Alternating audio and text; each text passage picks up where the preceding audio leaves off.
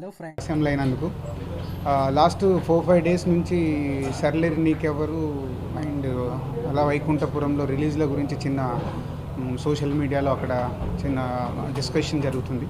So actually ఇది గిల్డ్లో మేము అంతకుముందు అనుకున్నప్పుడు 12th డేట్స్ అనౌన్స్ అయినప్పుడు 11th 12th అని ఇద్దరు ప్రొడ్యూసర్తో మాట్లాడి ఫైనల్ చేయడం జరిగింది.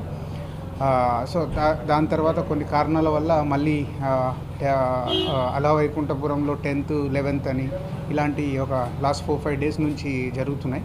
సో ఫైనల్గా మళ్ళీ ఈరోజు గిల్డ్ నుంచి ప్రొడ్యూసర్స్ అందరినీ కూర్చోబెట్టి మాట్లాడడం జరిగింది. సో కన్విన్స్ చేయడం జరిగింది. ఎందుకంటే ఇది ఏదైనా పెద్ద సినిమాలు రిలీజ్ అవుతున్నప్పుడు అందరూ బాగుండాలి. సో అనే దాని మీదే మా గిల్డ్ ఇంతకుముందు కూడా ఒక ఇలాంటి సిచ్యువేషన్ వచ్చినప్పుడు ప్రొడ్యూసర్ని కూర్చోబెట్టి సాల్వ్ చేయడం జరిగింది. సో మళ్ళీ అది ఈరోజు అందరితో మాట్లాడి ముందు అనుకున్నట్టుగానే అలా వైకుంఠపురంలో 12th సర్లేరు నీకెవరు 11th వచ్చేలాగే ముందు ఏదైతే అనుకున్నామో అలాగే వచ్చేలాగా అందరినీ హీరోల్ని ప్రొడ్యూసర్స్ని అందరినీ కన్విన్స్ చేయడం జరిగింది. సో అది మళ్ళీ మీ మీడియా ద్వారా అది అందరికీ తెలియజేద్దామని. సో సర్లేరు నీకెవరు 11th అండ్ అలా వైకుంఠపురంలో 12th. ఈ రెండు పెద్ద సినిమాలతో పాటు ఇంకా 2 సినిమాలు కూడా రిలీజ్ అవుతున్నాయి. సో ఈ సంక్రాంతికి లాస్ట్ సంక్రాంతికి చాలా సక్సెస్ఫుల్ మూవీస్ చూసాం. సో ఈ సంక్రాంతి కూడా అన్ని సినిమాలు బాగా ఆడాలి అని మా విషెస్. సో తెలుగు సినిమా ఇండస్ట్రీకి ఇలాంటి చిన్న చిన్న సమస్యలు వచ్చినప్పుడల్లా మా గిల్డ్ ఇలా ముందుకుండి సాల్వ్ చేయడానికి ప్రయత్నం చేస్తాం. సో మమ్మల్ని మా గిల్డ్ని సహకరించిన అందరికీ పేరు పేరున థ్యాంక్ యూ వెరీ మచ్.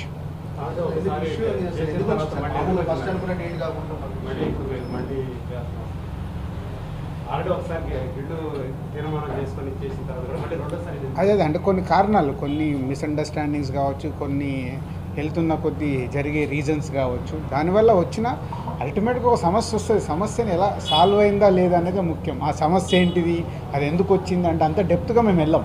మా పని ఏంటి, అనుకున్నది ఎందుకు జరగట్లేదు, ఏదో ఇష్యూ ఉంది అక్కడ, ఆ ఇష్యూని సార్ట్అవుట్ చేసేసి హౌ టు సినిమాల్ని ప్రొటెక్ట్ చేయడం మా టార్గెట్. 2 పెద్ద సినిమాలు ఒకరోజు చేసుకుంటే రెవెన్యూ రావాలి. సో ఆ సినిమాకి రెవెన్యూ రావాలి, ఈ సినిమాకి రెవెన్యూ రావాలి అనేది మా ముందు నుంచి మేము టార్గెట్ చేసింది అదే. సో ఈరోజు అందరితో మాట్లాడి కన్విన్స్ చేసాం. They are convinced. సో అలా గిల్డ్ ద్వారా ఇవాళ దాన్ని కంప్లీట్ చేసాం.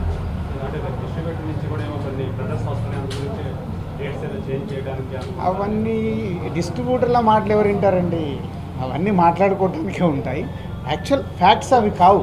సో రీజన్స్ అన్ని పక్కన పెడితే సమస్యని సింపుల్గా మళ్ళీ సాల్వ్ చేసి వాళ్ళిద్దరిని ఎవరికి ముందు అనుకున్న డేట్లుగానే దాని మీద స్టిక్ అనేలాగా మాట్లాడి సాల్వ్ చేసాం.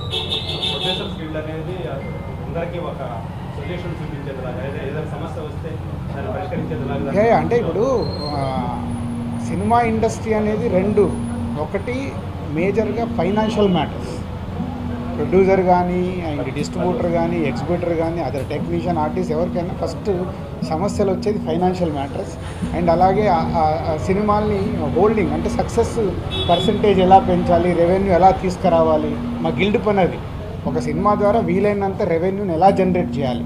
ఇలాంటి క్లాషెస్ అవ్వడం వల్ల రెవెన్యూ ఆగిపోద్ది. అది ఆగిపోవడం కరెక్ట్ కాదు. ప్రతి సినిమా ఆడాలి, అన్నీ ఆడాలనే తీస్తాము, కానీ కొన్నే సక్సెస్ అవుతాయి. ఇలాంటి ఫెస్టివల్స్ ఉన్నప్పుడు కానీ అదర్ డేట్స్ కానీ క్లాష్ అయినప్పుడు మేము ఇలా ఇన్వాల్వ్ అయ్యి we can give is a solutions.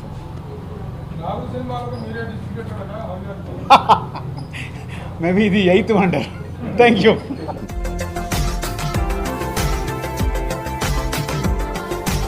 మరిన్ని అప్డేట్స్ కోసం మా ఛానల్ని సబ్స్క్రైబ్ చేయండి.